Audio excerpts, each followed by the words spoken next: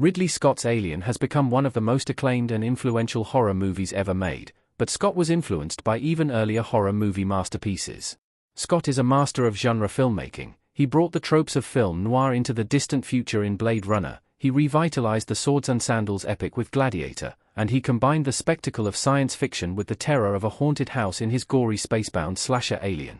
But even a pioneer like Scott had to find his inspiration somewhere. Alien was one of the earliest films to legitimize the horror genre.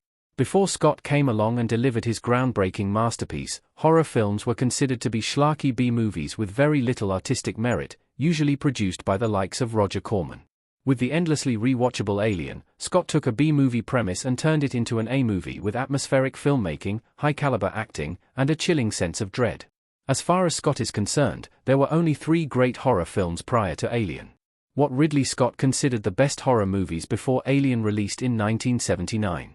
Scott lauded the Texas Chainsaw Massacre, The Omen, and The Exorcist. In the bonus features for Alien, Romulus, there's a featurette called Alien, A Conversation, in which director Fede Alvarez talks to Scott about what it was like before releasing Alien in 1979.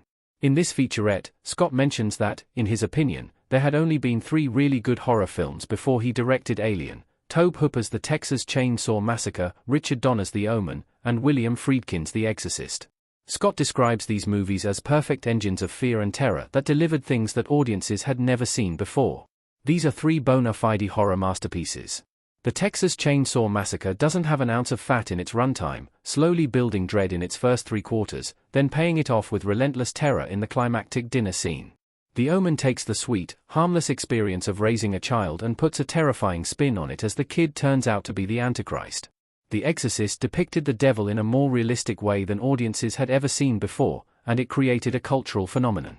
How Ridley Scott fought for Alien to be a true horror move. Studio executives thought the movie was too violent.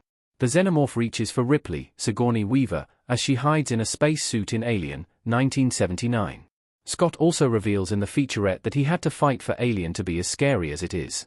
Studio executives didn't like the design of the xenomorph, but Scott fought to keep it. They also thought the movie was too violent, to which Scott hilariously countered, "It can't be too violent, we're doing a horror movie." A lot of the elements that Scott fought for increased the audience's curiosity to keep going back to the theater, which made Alien a hit. If the executives had gotten their way, Alien wouldn't have been nearly as impactful.